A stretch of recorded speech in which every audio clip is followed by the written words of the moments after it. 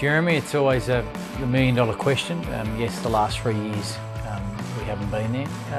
I think, obviously we just got to be a bit more consistent in defence. But in saying that, our scoring's dropped away. I'd love to kick 2 more goals a game.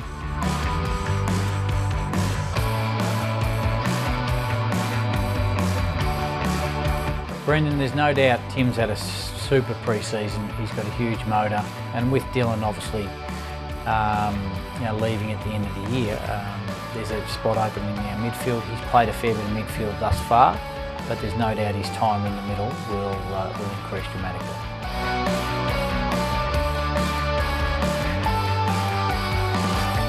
Yeah, Michael, I think Daniel hurt his ankle. He had about 15 games last year. He had a great pre-season, he hasn't missed a beat. He's really pushing to take that spot in that half-forward line. He's on track. He's had, as I said, a great pre-season, and I expect him to be there at the start.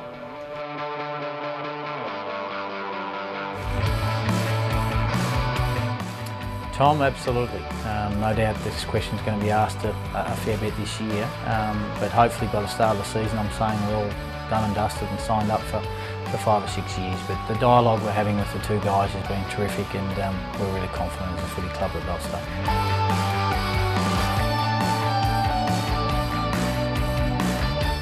Bristol, it's always hard to judge because until you actually get into some sort of intra-club matches, February is going to be really interesting for us. Jackson Hately's probably the most advanced, but Jai Corbell's starting to plead his case now. We've got Ian Hill, we've got Kieran Briggs, there's a number of players, young Xavier O'Halloran. So all these kids that have come into our footy club, no doubt they'll be putting their hand up earlier rather than later, and they want to play. But I've just got to get over the JLT and see whether or not they're ready to go.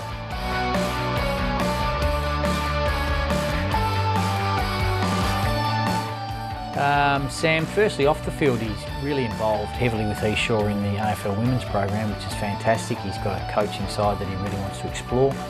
On the field, he's had a really measured pre-season like we did last year with him. We understand we're juggling, those calf issues that he's had over the last 3 years. But I expect him to be, playing on the wing like he did last year, but also forward of the footy. We've seen his 2 finals games, which were exceptional when he was in the front 6. So we think he can do both.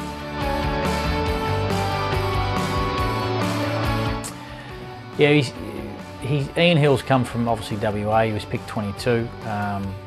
A rap that we've got him at our footy club. He's lightning quick, he's exciting, he can do a number of things on the field that a lot of players that can't do, and he's really progressing really well. He came with a shoulder injury, a reconstructed shoulder, so we're mindful his full contact's probably another 6 weeks away from that, but he's doing lots of running, participating in the drills in a non-contact way, but we expect him to be playing some sort of footy, come that round 1 date.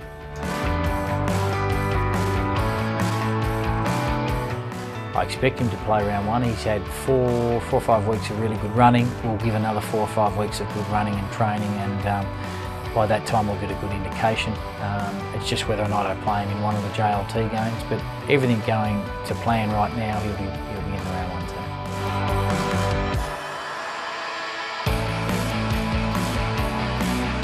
Alex, it's tough during the year, but I always make sure that school drop-offs, for my kids is really important, and pick-ups when I can on days off.